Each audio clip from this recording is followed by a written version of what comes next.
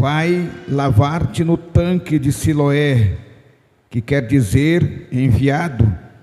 Ele foi, lavou-se e voltou vendo. Então os vizinhos e os que dantes o conheciam de vista como mendigo perguntavam: não é este o que estava sentado pedindo esmolas? Uns diziam: é ele. Outros: não, mas se parece com ele. Ele mesmo, porém, dizia: sou eu. Perguntaram-lhe, pois: como te foram abertos os olhos? Respondeu ele: o homem chamado Jesus fez lodo, untou-me os olhos e veio-me e estou vendo. Louvado seja o nome do Senhor nosso Deus. A igreja do Senhor Jesus na terra, desde o dia em que Jesus deixou uma ordenança aos seus santos apóstolos, para que eles edificassem a sua igreja doutrinariamente. É por isso que a igreja ela é fundamentada em Cristo, mas a base da sua caminhada é a doutrina dos apóstolos. A igreja sempre teve momentos difíceis, e principalmente a igreja do princípio, a igreja que nós chamamos dos primeiros séculos, a igreja apostólica, que é referência em o livro de Atos dos Apóstolos e também nos evangelhos. A igreja estava passando por uma tempestade no período apostólico, porque algumas pessoas que haviam se convertido, oriundos do judaísmo, dos gregos e de outras linhas filosóficas daquela época, estavam vindo até a igreja, só que ao chegar na igreja, estavam introduzindo perturbações, distúrbios de ensino, desviando os irmãos, desviando os fracos na fé, desviando aqueles que não tinham ainda uma base, não estavam ainda estruturado acerca de quem era Jesus e acerca da sua obra. Nós, como cristãos, sempre nos preocupamos com pecados morais. Sempre estamos preocupados com os pecados morais, porque os pecados morais, eles escandalizam a igreja, eles expõem as fragilidades da igreja, e nós não nos preocupamos com os pecados espirituais. Os pecados espirituais eram os pecados que atingiram a igreja naquela época, e será o pecado que vai abater muitas pessoas nos últimos tempos, antes de Jesus vir buscar a sua igreja, porque ele mesmo disse: quando o Filho do Homem vier, encontrará fé na terra? Os pecados espirituais é quando aquilo que eu creio, aquilo que está relacionado com a palavra de Deus, começa a ser colocado em dúvida, começa a ser colocado em xeque, começa a ser colocado como que não é uma verdade absoluta. E eu quero dizer para você nesta noite, que pode se levantar os maiores estudiosos da terra, e podem tentar comprovar qualquer coisa relacionado àquilo que a Bíblia Sagrada diz, mas a palavra de Deus ainda é a base da salvação de todo aquele que quer entrar no céu. Ela é inerrante, infalível, e tem o seu cumprimento cabal na pessoa amada de Jesus Cristo, o Salvador. Aquela igreja, se levantou um grupo lá, e o Evangelho de João é escrito por causa desse povo. Eles eram os gnósticos. Eles se levantaram com a filosofia, e a teologia deles era que Jesus Cristo não era divino, que Jesus Cristo, ele era apenas divino na forma, ele só tinha a forma humana, mas ele não era um Deus encarnado, conforme o que João diz.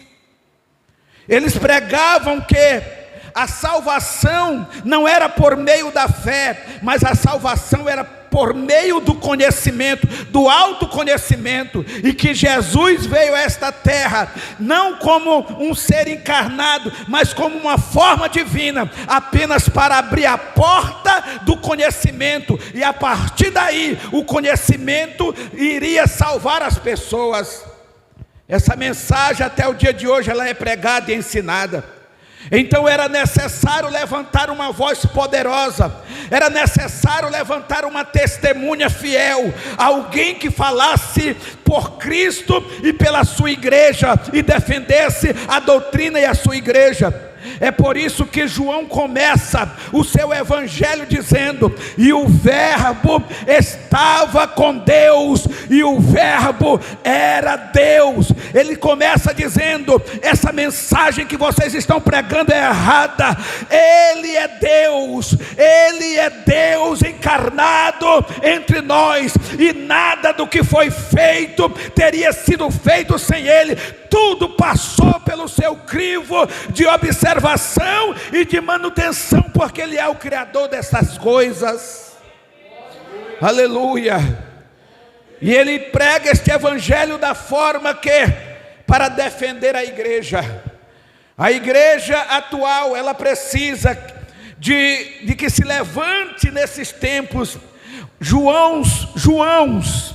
Aqui ele era chamado de o voz de trovão, o João amado, o voz de trovão. Deus espera que nesses últimos tempos se levante Joãos para declarar para aqueles que estão fazendo do evangelho uma bagunça, e estão deturpando a fé das pessoas simples, que não têm entendimento, trazendo coisas e tentando confundir, até desviar a pessoa daquele que é o único Salvador da sua alma, Jesus Cristo, o Filho de Deus. João Batista, ele vem com esta mensagem, e ele, para provar que Jesus era Deus, no 2º capítulo, pastor Roberto, ele vai contar uma história de um casamento em Caná da Galileia. Ele vai dizer que Jesus estava lá nesse casamento. Enquanto ele estava lá, faltou vinho. Olha, o interessante é que nós sabemos que o vinho, ele é um derivado da uva. Quando ela fermenta, ela produz o álcool e tem a coloração meio que escura, e tem um sabor marcante, e se destaca por todas as suas características. Hoje nós temos vinhos de todas as espécies, deles que custam ali por média de R$5, aos que custam 10 mil reais aí em qualquer lugar, por conta da sua, como ele foi fabricado. Jesus estava ali, e colocaram então água. É impossível alguém pegar a água e transformar em vinho, porque é uma composição totalmente diferente. É algo totalmente diferente. A ciência diz que para Jesus ter feito aquilo, ele teria que ter usado um reator nuclear para modificar as moléculas da água, que é inodora, é insípida, é incolor, e transformar em algo que é com sabor, com cor, com cheiro. Ele tinha que usar um poder semelhante ao poder nuclear. Por isso que João começa dizendo: colocaram 6 talhas de água, e ele disse: então leva agora para o mestre Sala. Sabe por que o João faz isso? Porque ele quer provar que somente Deus pode mudar essa composição, somente Deus pode mudar a composição da água e transformar em vinho, porque havia um recado de Deus para nós. Às vezes a gente está achando que Deus não pode mudar o que está acontecendo conosco. Às vezes a gente está achando que Deus não pode mudar a situação que nós estamos vivendo. O poder de Deus pode mudar. Somente o poder de Deus tira o drogado das drogas. Somente o poder de Deus quebra o poder do pecado na vida do homem, porque este poder está relacionado ao sangue de Jesus que foi derramado na cruz. Se você está aqui nesta noite e precisa de um trabalhar de Deus na sua vida, eu lhe apresento Jesus. Deixa Jesus entrar na tua vida. Deixa Jesus chegar na tua casa para tu ver o que é que Ele vai fazer. Deixa Jesus entrar com o seu poder transformador, e tu vai ver que a tua história vai mudar na face da terra. Jesus é tão bom que no capítulo 3 João vai falar dele. E ele está de madrugada recebendo um religioso chamado Nicodemos. Ele foi procurar Jesus de madrugada. Só que Jesus tinha um recado para Nicodemos, que era religioso. E nós às vezes nos tornamos Nicodemos. Nós achamos que estamos bom demais e nós somos perfeitos e não precisamos de nada mais de Jesus. Jesus chega para Nicodemos de madrugada e diz para ele: Nicodemos, você precisa nascer de novo. Nicodemos não entendeu. Sabe por que Nicodemos não entendeu? Ele era príncipe da sinagoga, ele era dirigente do culto, ele era pregador. Talvez ele cantasse também junto com os homens, ele fazia tudo isso. Só que Jesus estava dizendo: não importa de onde tu veio, se foi da religião ou se tu veio do mundo lá, tu era um cachaceiro ou se tu era religioso, se tu chegar na minha presença, tu precisa nascer de novo, nascer da água e do Espírito. Essa é a regra para ser salvo. Não adianta, eu não posso correr para o outro lado, eu preciso nascer de novo. Nicodemos disse: mas eu tenho que voltar lá. Jesus disse: não, Nicodemos, a transformação aqui é pelo Espírito, é mudança de caráter, Nicodemos. Sabe o que era que Jesus estava dizendo? Paulo vai revelar tempos depois: quem roubava não roube mais, quem mentia não minta mais, quem defraudava não defraude mais. Paulo vai dizer tempos depois o que Jesus estava dizendo para Nicodemos: é nascer da água e do Espírito, porque quando o Espírito Santo chega, as tuas condutas são transformadas. Aleluia. Tu vem para cá todo bagunçado. Jesus disse: pode deixar, eu vou te ajeitar, rapaz, eu vou transformar a tua vida. Aí tu vai deixando Jesus entrar e ele vai mudando. De repente tu está amando vir ao culto, amando vir para o louvor, já quer participar, já quer pregar, já quer cantar, porque Jesus chegou. E quando Jesus chega, os padrões que nós adquirimos na nossa caminhada são deixados para trás. Quando Jesus chega, Ele ajusta de uma maneira justa, até que nós se tornemos uma só carne, com Ele unidos em Deus. Porque foi isso que Ele fala quando Ele faz a oração sacerdotal. Ele diz: Pai, para que eles sejam um comigo, como eu sou contigo um, que nós sejamos um. Louvado seja o nome do Senhor. Aleluia. Lá no capítulo 4 do Evangelho de João, Jesus está na Galileia, na Judeia, e ele tem que subir para a Galileia. Mas o texto bíblico vai dizer: e era necessário passar por Samaria. Não dava condição da Galileia para a Judeia, era só descer à esquerda, atravessar o Jordão, que estava seco, e ali 60 quilômetros, 30 quilômetros, você estaria aonde ele estava. Descer para Samaria era aumentar a caminhada em quase 40 quilômetros, não dava resultado aquilo. Só que Jesus, ele muda a rota, ele muda caminho, ele para até no propósito, quando ele tem que realizar alguma obra de Deus. E lá em Samaria tinha um problema. Os samaritanos eram rechosos com os judeus, e isso já vinha de 200 anos, essa contenda entre irmãos, uma briga entre irmãos. Os samaritanos, eles eram tão revoltados com os judeus, que para provocar os judeus, eles resolveram fazer um lugar de adoração diferente no Monte Gerizim. Eles provocavam os judeus, porque está escrito na lei de Moisés: todo judeu tem que pelo menos uma vez por ano viajar até Jerusalém para adorar a Deus lá no templo. Aí eles faziam o quê? Subiam no monte e adoravam. E os judeus odiavam os samaritanos, odiavam de maneira que para xingar um judeu bastava chamar ele de samaritano. Jesus foi chamado muitas vezes para ser ofendido como samaritano. Mas lá em Samaria tinha uma mulher. E essa mulher, quando você olha para a narrativa, você vê que o foco principal de Jesus não era alcançar os samaritanos, ele só queria alcançar aquela mulher. O problema maior era a mulher, a vida dela, o que ela estava vivendo. E ele vai até lá e encontra ela no poço de Jacó.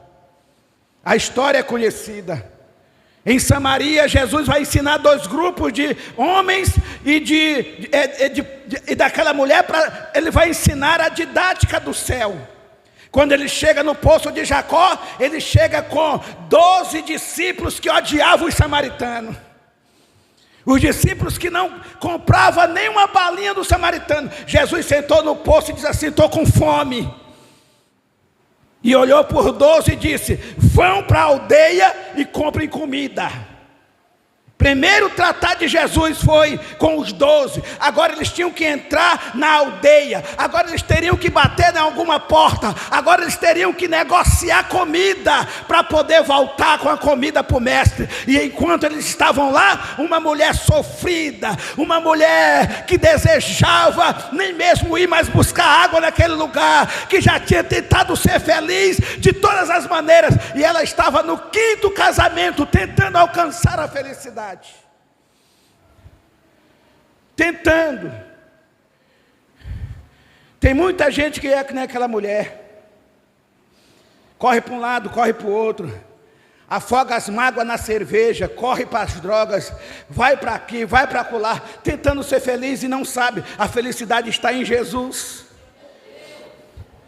Quando você encontra Jesus, Jesus faz sair do seu interior um rio de água, aquele rio de felicidade. E quando Jesus conversa com aquela mulher, ela faz uma pergunta sincera: aonde é o lugar de adorar? É em Jerusalém ou é aqui? Porque há uma confusão. Jesus disse: o Pai procura os adoradores que adorem a Deus em espírito e em verdade. Deus está procurando quem faça desta forma. Louvado seja o nome do Senhor. Então ela está mais preocupada com a adoração do que se pode imaginar. Aquela mulher queria saber quem era que estava diante dela.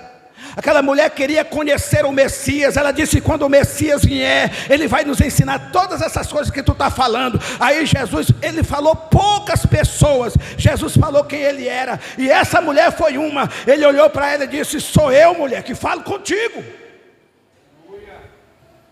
E então ela foi buscar os homens da cidade. A priori Jesus mandou chamar o marido, mas o marido dela ela perdeu no caminho. Ela chamou os homens da cidade e foram ver Jesus e creram na pregação do Evangelho. Eles disseram para ela: não é mais porque tu falou, mas é porque nós estamos vendo que realmente as palavras da vida eterna estão nos lábios deste homem. Pastor, maturidade espiritual é quando você encontra Jesus e você não deixa ser abalado pelas situações da vida. É quando você encontra Jesus e você se aproxima de Deus de uma maneira tal que você não deixa mais ser influenciado por aquilo que lhe afasta de Cristo ou por aquilo que vai fazer você se entristecer com Ele. Isaías escreve no capítulo 55, versículo 6: buscai ao Senhor enquanto se pode achar, invocai-o enquanto Ele está perto. Deixe o ímpio o seu caminho, o pecador, o perverso, deixe as suas obras, limpe-se e então encontrem-se com o Senhor. Jeremias no capítulo 29, versículo 13, ele diz: vocês me encontrarão e me acharão quando me buscarem de todo o vosso coração. Quem é de vocês que tem um celular?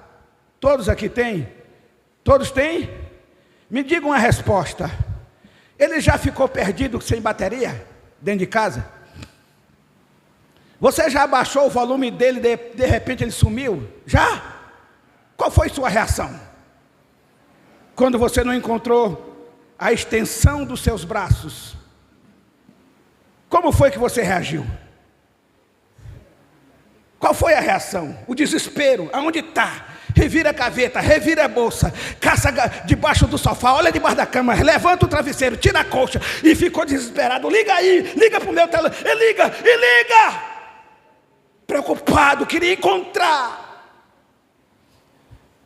Se nós tivéssemos maturidade para buscar a Deus, pastor, na mesma proporção que nós buscamos o celular, que descarregou e se perdeu dentro de casa.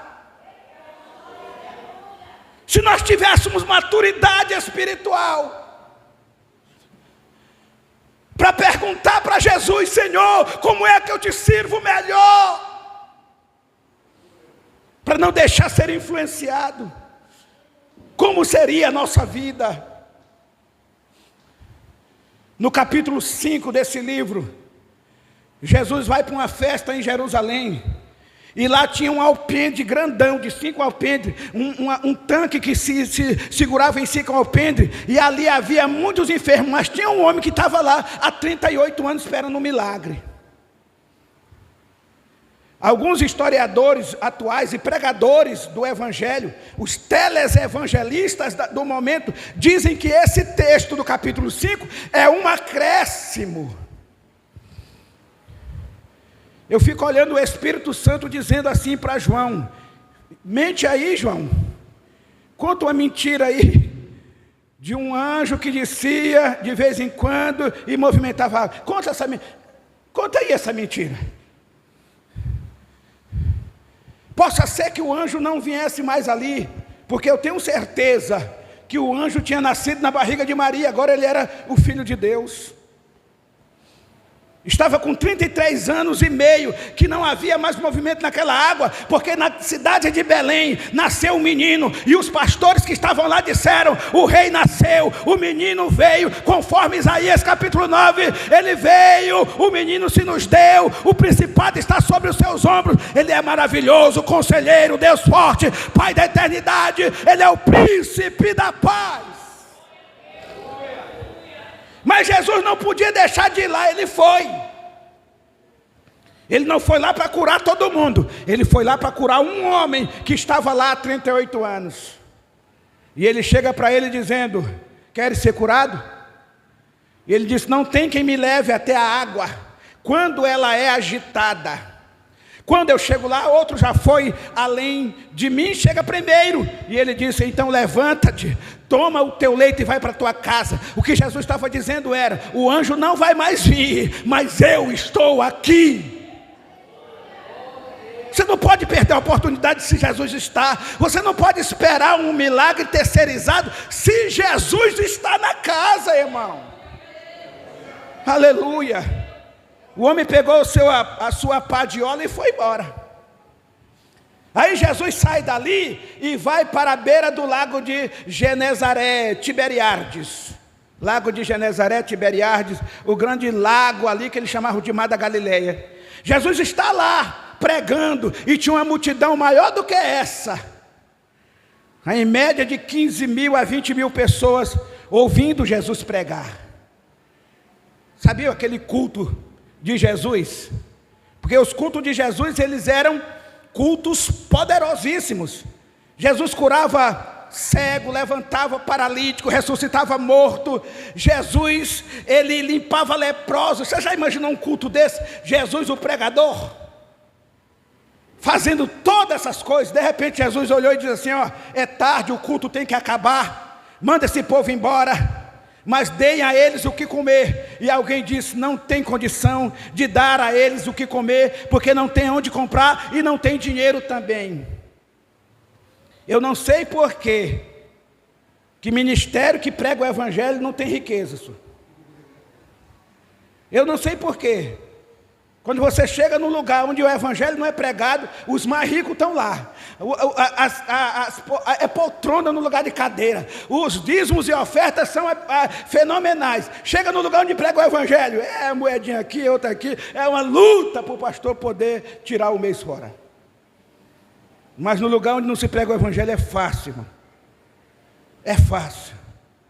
Jesus estava pregando e curando, e alguém dizendo: nós não temos dinheiro para comprar nem sequer 30 pão, 300 pão, nem 300 dinheiro nós temos aqui.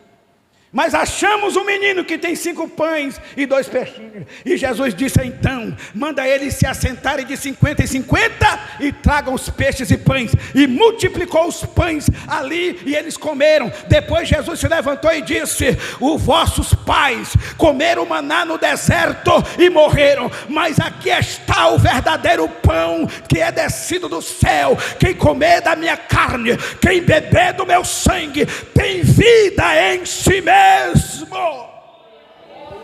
Que mensagem poderosa. Ele pregava e apontava para frente dizendo, comam da minha carne, bebam do meu sangue e tenham vida em si mesmo. Tem muita gente que está convalescendo porque parou de comer do corpo e do sangue, ou não se interessa, ou não busca comer do corpo e do sangue, estão convalescendo. Aí Jesus subiu no monte, foi orar. Os discípulos, ele disse, passem para o outro lado. Aí os discípulos passaram para Cafarnaum. Só que Jesus de noite foi por cima da água para Cafarnaum. Quando amanheceu o dia, eles não encontraram Jesus, pastor. Cadê Jesus? Cadê Jesus? Está no monte. Subiram no monte, Jesus não estava. Desceram. O barco estava lá. Quem foi que veio buscar ele? Não, nós não vimos. Não tinha nenhum barco. Chegou outros barcos. Jesus está aqui? Não, não está aqui. Eles ficaram desesperados procurando Jesus. No capítulo de número 7, versículo de número 24. E diz que eles estavam procurando Jesus. Então pegaram outros barcos e foram para Cafarnaum e acharam Jesus na casa dele. Na casa de Pedro, que não era dele. Tem alguns que pregam e dizem, não, Jesus tinha uma casa em Cafarnaum na beira da praia. Aquela casa lá era de Pedro, Jesus não teve casa nenhuma. Era a casa de Simão Pedro. E quando eles chegam ali, acontece que trazem um homem paralítico. 4 homens vêm com ele numa maca, arranca o teto da casa de Pedro, desce o paralítico e Jesus cura. Os fariseus estavam ali julgando. Aí Jesus diz assim, quando termina aquele culto da cura do paralítico, que desteara a casa de Pedro, Jesus olha para os discípulos e diz, quem não comer da minha carne, quem não beber do meu sangue, não é digno de ser meu discípulo. Sabe o que é que acontece? 80% da igreja que Jesus era pastor foi embora. Porque ele tinha em média de 72 discípulos. Ficou com 12. O resto foi embora dizendo, dura é essa palavra, quem poderá sustentar, suportá-la?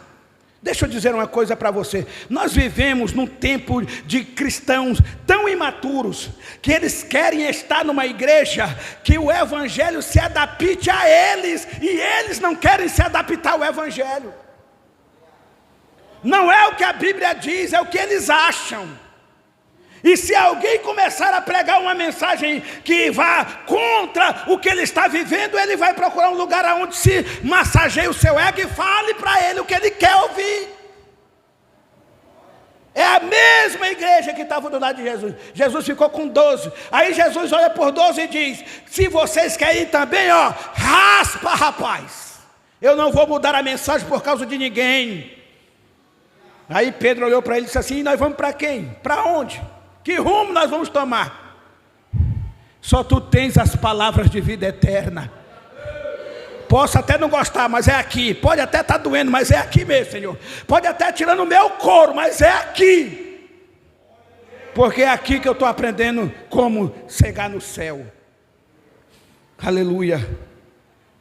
Aí a Bíblia diz, Jesus vai falar sobre o pão vivo no capítulo 7. Sobre o maná, mas no capítulo 8, ele vai para o monte orar. Jesus é interessante, irmão. Eu amo a história de Jesus, porque Jesus ele dá aula para nós que necessitamos, sobre a sua própria vida que não precisava. Jesus não precisava tirar uma noite inteira de oração. Ele era o Deus encarnado. Havia nele onisciência, onipotência, mas ele, pelo prazer de falar com o Pai, ele passava uma noite de oração, clamando a Deus, perguntando para Deus se estava tudo bem como ele devia fazer.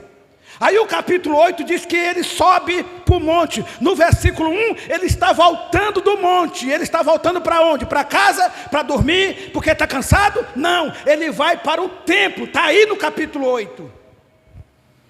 Nós vivemos uma geração, pastor, que ele vem no culto na terça, só aparece no domingo de novo, porque para ele já é suficiente vir um dia. Tem outros que não suportam vir todo o culto. A gente tem que diminuir culto para poder ter presença, para não pregar só para as cadeiras. Jesus saiu do monte depois de uma noite de oração e foi para o templo de manhã, no capítulo 8.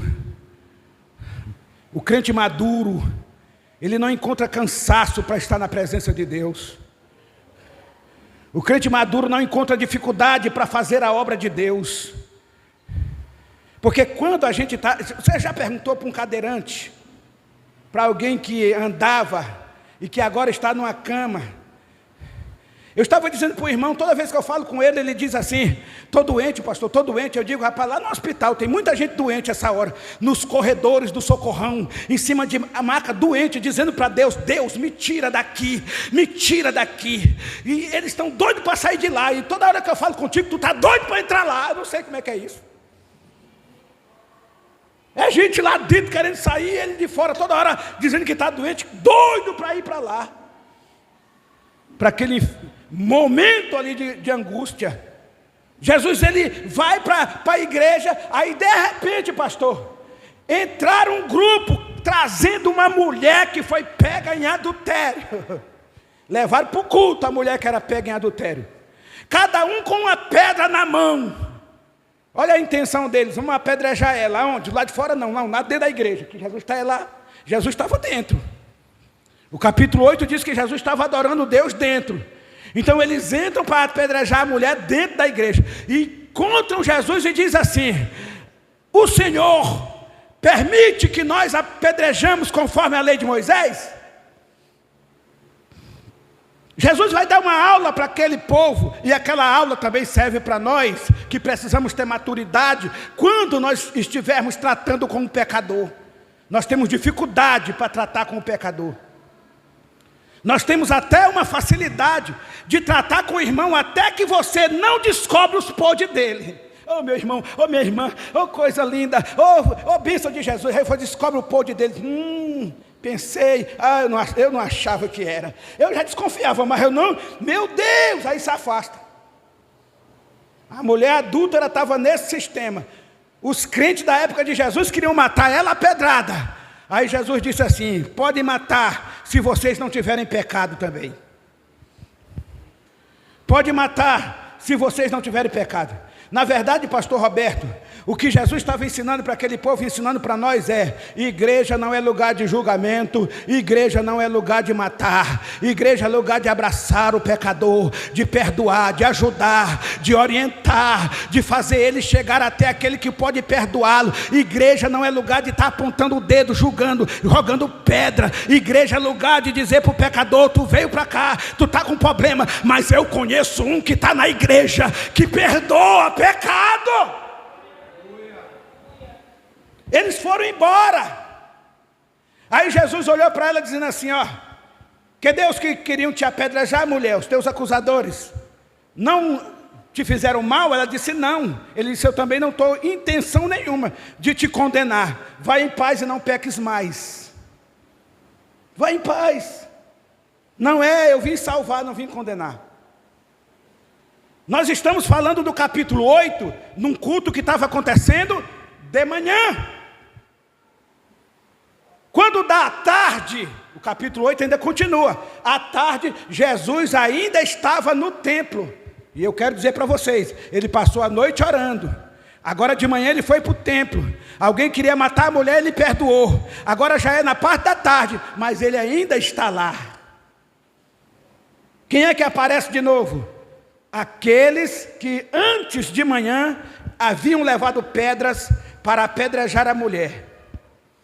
Interessante aqui, queridos, é que o crente que não tem maturidade, ele sempre anda com pedra no bolso. Vamos ao culto. Aí a Bíblia diz: quando você for para a casa do Senhor, Guarda o teu pé quando entrares na casa do Senhor. Quando tu te apresentares diante de Deus, te aparece diante dele com louvores, com salmos, com hinos espirituais. Leva para a igreja a glória, aleluia, louvado seja o nome do Senhor, bendito seja o Senhor. Leva para a igreja o que tu vai ofertar, porque a igreja não é lugar de receber. Culto não é lugar de receber. Não há culto nenhum que eu receba. Todo culto ordenado na Bíblia, e o primeiro aconteceu com Abel e Caim, fora uma entrega. O culto é o lugar de eu entregar, culto é o lugar de eu oferecer a Deus, culto é o lugar de eu derramar no altar o que eu tenho de melhor. Ou eu sou adorador que nem Caim, com maturidade espiritual, ou eu sou adorador como Abel, com maturidade espiritual, ou como Caim, que não tinha maturidade espiritual na hora de adorar. Eles fizeram um culto juntos. Aí o culto de Abel foi recebido. O de Caim, ele poderia aprender com Abel e dizer: o próximo culto, o meu agora não foi bom não, mas no próximo culto eu vou entrar com tudo, meu culto vai ser maravilhoso. Não, o que ele faz é: se o meu culto não presta, o do Caim também não vai mais, o do Abel também não vai mais prestar. Vamos ali, Abel, no mato. Já que o meu culto Deus não recebe, o teu eu tiro. E atacou Abel por causa de um culto. O primeiro homicídio da terra foi por causa de um culto. Jesus estava dizendo dentro daquela igreja: isso não vai mais acontecer na minha igreja. Ninguém vai matar mais ninguém no altar porque está me adorando. Isso vai acabar. É lugar de perdão, é lugar de misericórdia, é lugar de amor, é lugar de hombridade, é lugar de chorar uns com os outros, de levantar o peso e a carga que o outro está levando. Esse é a igreja que tem maturidade espiritual. Ela não ataca, ela ajuda. Aí Jesus está com aqueles homens lá.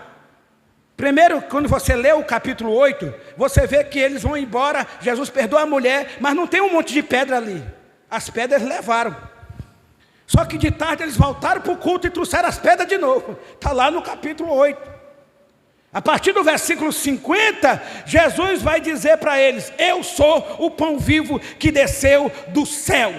Aí o texto bíblico vai dizer: então eles pegaram outra vez em pedra para apedrejá-lo.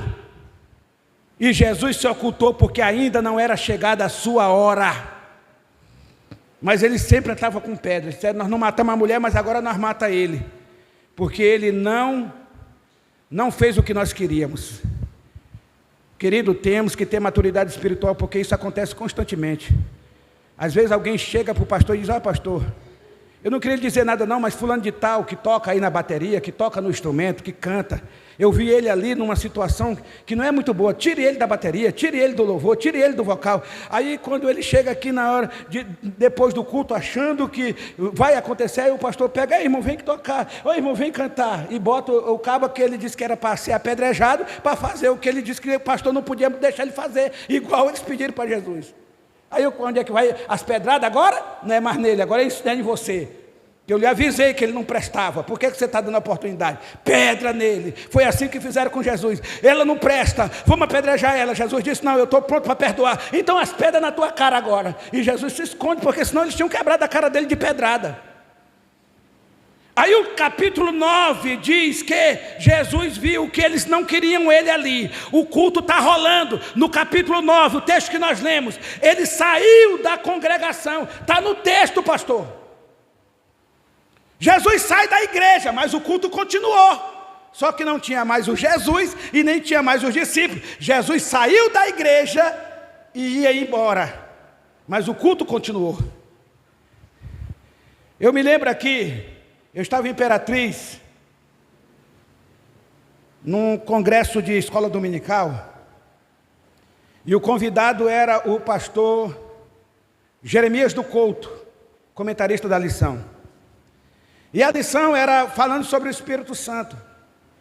Em um momento, o pastor Jeremias do Couto disse assim: a igreja de Imperatriz, o Templo Central, cabe 22 mil pessoas. Estava tupetado de obreiro, diácono, missionário, pastores, evangelistas. Lá estava muita gente. Ele disse: se o Espírito Santo falasse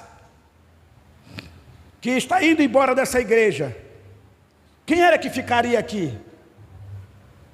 Para surpresa dele e de muitos, a maioria diz que ficava sem Jesus estar lá. E ele então disse: se o Espírito Santo me dissesse na igreja que eu estou indo embora desta igreja, quando ele chegasse na porta, me encontraria com a mala dizendo: e nós vamos para onde? Já que você está indo embora, eu estou indo também.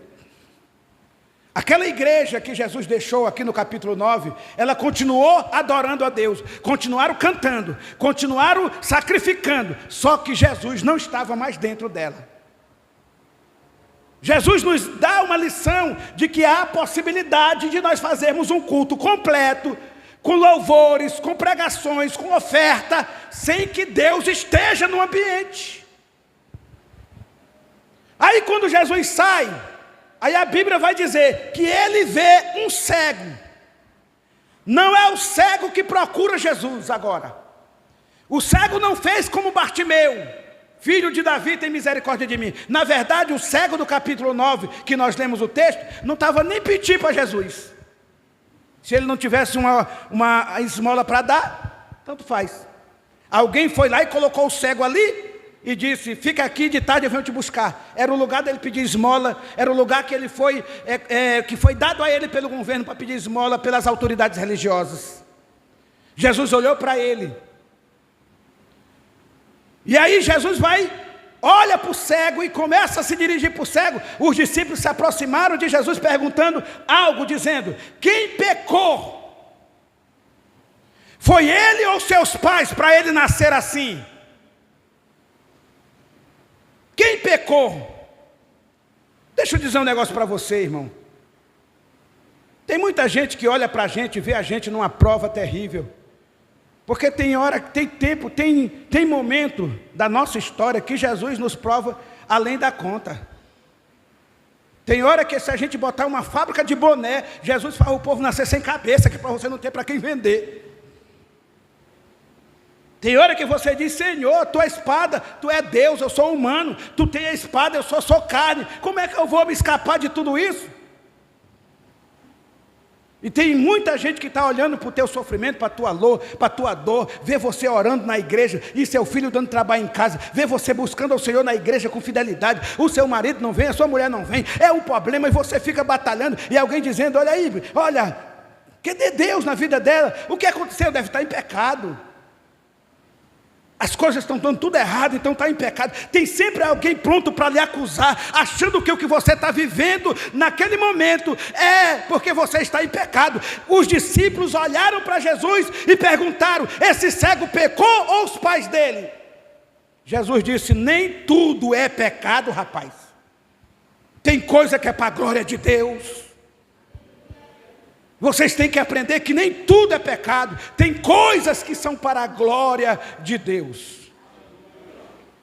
Aí ele se aproxima de um cego, que não está pedindo para ele curar, que não está pedindo para ele ter misericórdia. O texto bíblico diz que ele então cospe no chão, faz lodo, enche os olhos do cego de lodo e manda ele se lavar no tanque de Siloé. Primeira coisa, quem é maduro espiritualmente, quem tem maturidade espiritual, quando recebe uma ordem de Jesus, não questiona, faz. Mesmo que seja absurda. Imagina, o homem é cego. Segundo, ele não sabia onde era o tanque. Terceiro, ele não tinha como chegar lá. Ele não sabia o caminho. Jesus colocou o lodo nos olhos dele e disse: vai para o tanque de Siloé. Mas não mandou Pedro levar, não mandou João levar, não mandou André levar, não mandou nenhum levar. Disse: só vai. Para que lado? À direita ou à esquerda? Para frente ou para trás? Aonde está o tanque de Siloé? Ele não sabia. Ele era cego de nascença. Ele nunca tinha ido tomar um banho naquele tanque. Mas o tanque estava lá e ele tinha que ir. A obediência, querido, é maior. A obediência é mais importante do que você possa imaginar. Talvez alguém possa dizer, o texto bíblico diz: ele foi, lavou e voltou vendo. Então o milagre estava na água? Não. O milagre não estava no cuspe. Cuspe não cura ninguém. O milagre estava na obediência. vá lavar no tanque de Siloé, e ele foi. As casas dos judeus, sempre na entrada tem uma talha de água, para os judeus lavar as mãos e os pés quando chegam em casa, ou para lavar as mãos e os pés das visitas. Alguém poderia ter oferecido um copo d'água para ele. Lava aqui mesmo, ceguinho. Não vai para tanque de Siloé, tu sabe nem onde é, lava aqui mesmo. Ele não lavou em lugar nenhum. E o texto bíblico diz: e indo até o tanque de Siloé, lavando-se, voltou vendo. Aleluia. Agora a vida dele passou por uma transformação. E eu quero dizer para você que está aqui nesta noite ouvindo a palavra, eu quero encerrar, que a vida cristã é a coisa mais linda que existe, porque nós estamos indo para o céu, e nós queremos que você também vá. Nós queremos que você vá. Só que eu tenho que deixar uma realidade, pastor. E a realidade é que a gente encontra muitos problemas na igreja onde a gente não devia encontrar. O cego não tinha tido problema nenhum enquanto ele era cego, enquanto Jesus não tinha feito nada por ele. Você quer ver a sua vida começar a dar problema? Deixa Jesus começar a te exaltar, deixa Jesus começar a te abençoar, deixa Jesus começar a abrir as portas para ti, aí tu vai ver que vai aparecer problema. Enquanto ele era cego, pedindo esmola e sendo acusado de que aquilo era situação de pecado escondido, tudo estava tranquilo. Mas quando Jesus curou ele, lá vem o cego agora curado, abençoado, entrou na igreja, e às vezes a gente tem gente que passa anos na igreja e não sabe nem falar com Jesus. Eu tinha um amigo meu, que tinha uma menina na igreja que ela desviava quase todo mês, e se reconciliava quase todo mês. Sexta-feira, forró, ela estava dentro. Domingo, sem forró, na igreja. Pense numa criatura que desviava e reconciliava. Só que às vezes ela se desviava, passava uns 15 dias, ela vinha, aí ela se reconciliava. E no domingo, na escola dominical, antigamente a gente orava 1 hora de joelho, com o porteiro com a vara na mão, futucando a gente e batendo na gente. Se tivesse o chinelo debaixo do joelho, ele batia, pá, tira o chinelo, e ora, e não deixava ninguém quieto, aquela vara futucando a gente. Tinha que orar 1 hora. E ela vinha e orava, e Jesus renovava ela. E ele ficou revoltadíssimo. Por quê? Porque ele nunca tinha desviado, nunca tinha feito nada errado e não recebia de Deus o renovo. E um dia ele chegou para mim e disse assim: eu vou largar, rapaz, eu vou ficar que nem essa mulher aí, desviando, que só assim, Jesus gosta só dos que não prestam. Porque essa criatura se reconciliou, na primeira festa ela vai desviar de novo. E depois que ela vir para cá, ela vai ser renovada. E eu disse: rapaz, não é que vai correr o risco mesmo? Ela se reconciliou agora, reconciliou. Domingo nós vamos chegar mais cedo na escola dominical.